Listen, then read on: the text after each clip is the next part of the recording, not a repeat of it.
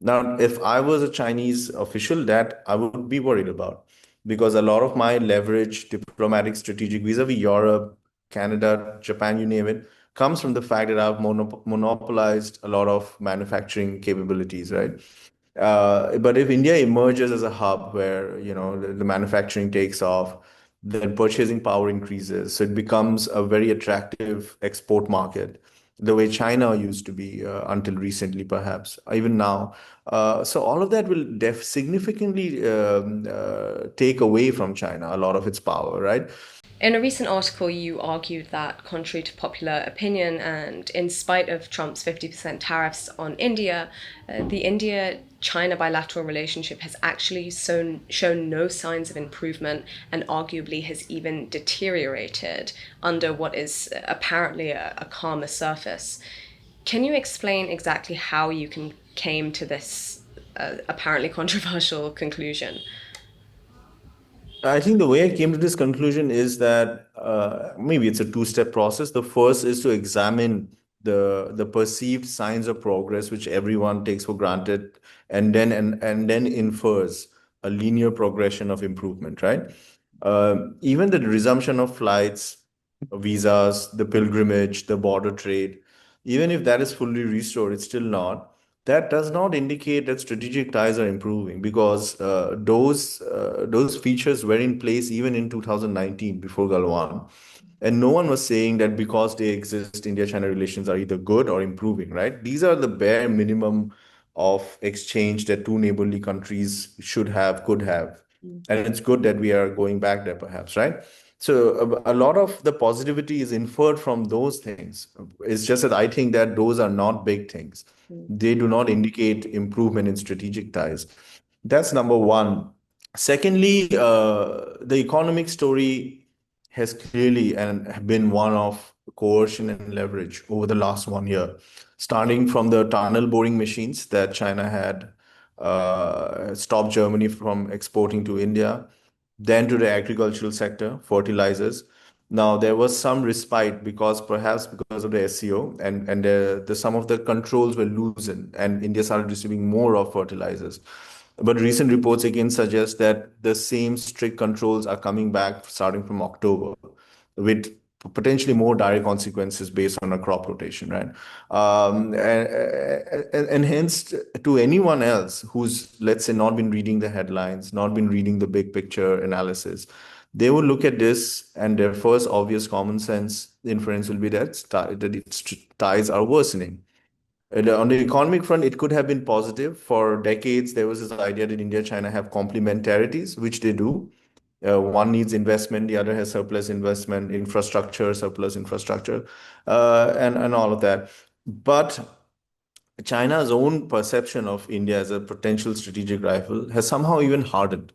And so the sensitivities around tech transfer towards establishing a vibrant manufacturing supply chain base in India, all of that has increased.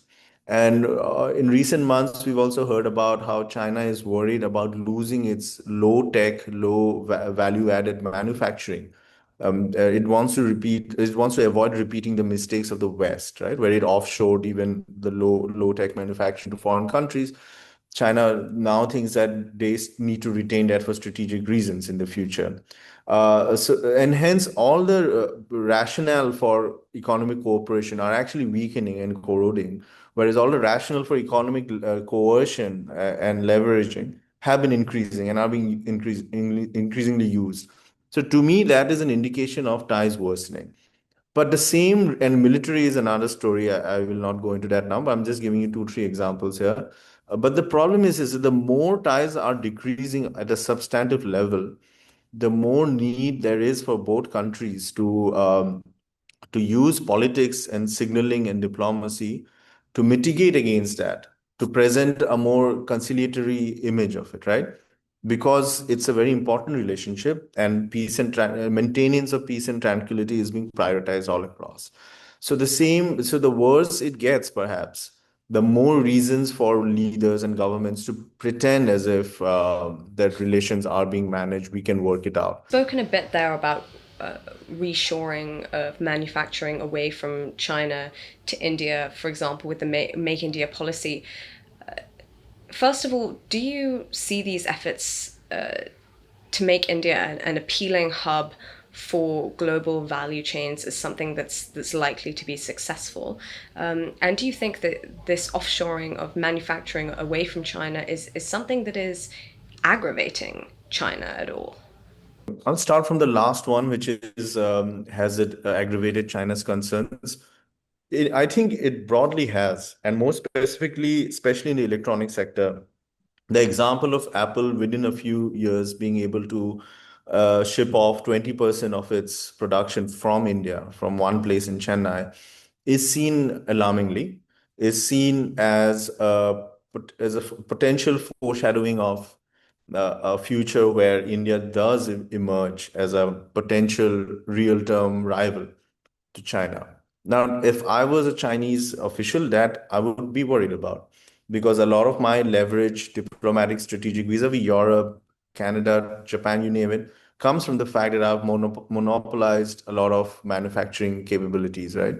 But if India emerges as a hub where the manufacturing takes off, then purchasing power increases, so it becomes a very attractive export market, the way China used to be until recently, perhaps even now. So all of that will significantly take away from China a lot of its power, right? And that will actually lead to a greater balance in Asia. So, in a certain sense, in a liberal sense, then the Asian century becomes more balanced and more multipolar, equitable, and all of that. Now, I don't, as a realist, I don't think China wants that. And hence, China is increasingly sensitive to the prospect of India emerging as a manufacturing hub. And hence, Chinese online opinion, especially nationalist digital opinion, is quite critical of even conciliatory gestures at times from China towards India. And I do believe that the CPC is quite sensitive to how the nationalist media is perceiving things. And so these are the reasons why the future China-India economic cooperation will have to go through this problem. And I think it's a big problem, right? Secondly, India's efforts at Make in India to become a manufacturing hub. I think it's safe to say, and it's quite a consensus, that it has been not as satisfactory as was hoped and expected 10 years back. And there has been some acknowledgement of it even within the government. If you look at the economic survey report 2024 and 2025, it's quite an interesting report. It's quite honest. It's quite refreshing to see actually, and it does acknowledge some of that. You also see it in our finance minister's rebuke of India Inc. of private industry.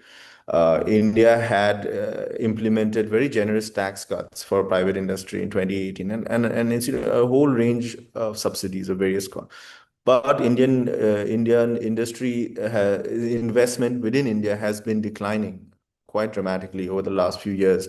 So, and hence she once asked them, explain to me why you are not investing in India to them. And I don't think there was an answer to that. If an answer was given behind private doors, I don't know. But and hence there is much more reckoning with our economic grand strategy, internal and architecture, or last 1 month or two, I would say, many signs of it, including officials and former officials, then since 2014. So Prime Minister Modi himself has had to say that there is a 100-day reform agenda program and all of that. So but the thing is that that is the biggest, that's the most important debate that's going on, I think. And and it'll intersect very strongly with the China question. And the question will be raised, does China hold the answer to India's manufacturing woes?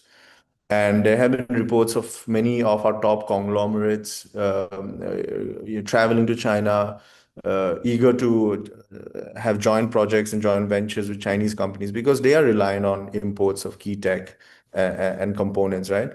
So I do think that that is one of the factors that will be pushing India towards more pragmatic ties with China as well.